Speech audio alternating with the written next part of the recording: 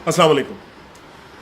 Supreme court के फैसले ने करप्शन के गॉडफादर माफिया को उठा के बाहर तो जरूर फेंक दिया, लेकिन अभी उसके बड़े किराए के टट्टू इस माशरे में बैठे हुए हैं जो इस तारीखी फैसले के खिलाफ गलत गुमान अवाम में फैला रहे हैं। इमरान खान को जो तारीखी फतह मिली उसको मुतनाज़ा बनाने की कोशिश कर रहे हैं।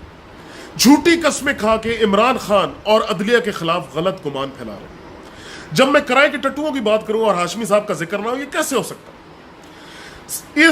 इसकी मौत तो बहुत लोगों ने याद कराई, आखिरत याद कराई, सब ने कहा मरन लग गए यार, कुछ ख्याल कर, किस मुंह से अल्लाह के सामने जाएगा, थोड़ा झूठ बोला कर। लेकिन मैं एक मुख्तलिफ बात करता हूं भाइयों, जब ये तहरीक इंसाफ के कमर में खंजर घोंप के जब ये तहरीक इंसाफ छोड़ के गया था, खान साहब ने उससे फरमा दिया था कि मुझे अफसोस है कि हाशमी साहब की सियासत आज खत्म हो।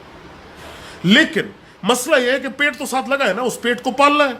अब पालने का एक ही तरीका है, इस समझ तो आगे की सियासत खत्म हो गई, इसने कहा दुकान खोल लेते हैं, दुकान खोल लेते हैं और कीमत लगा लेते हैं अपनी, जो कीमत देगा उसके हक में बयान दे देंगे, बात खत्म।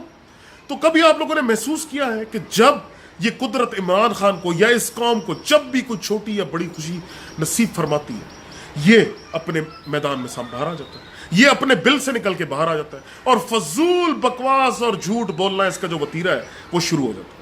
कल जिस तरीके से इसने झूठी कस्में खाकर इस कौम की मुअज़्ज़ज़ अदलिया को बदनाम करने की कोशिश की, इमरान खान को बदनाम करने की कोशिश की, मुझे घिन आती, इसको शर्म नहीं आती कि इस वक्त अवाम के क्या एहसासात हैं, किस लेवल की खुशी और आज़ादी ये अवाम महसूस कर रहे हैं। इसने खुद बोला कि मुझे अफसोस है कि मैंने इस कौम की यंग जनरेशन को गुमराह किया, उनको सदमा दिया, मुझे अफसोस है।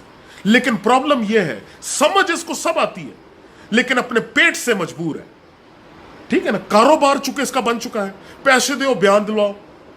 तो ये भाइयों अपने इस टेढ़ से ना ये मजबूर है। आप लोगों से मैं गुजारिश करता हूं कि इसके नेगेटिव प्रोपेगेंडा को बिल्कुल इग्नोर करें। ये एक चला हुआ कारतूस है, ये एक नॉन एंटिटी है, ही इज अ नोबडी।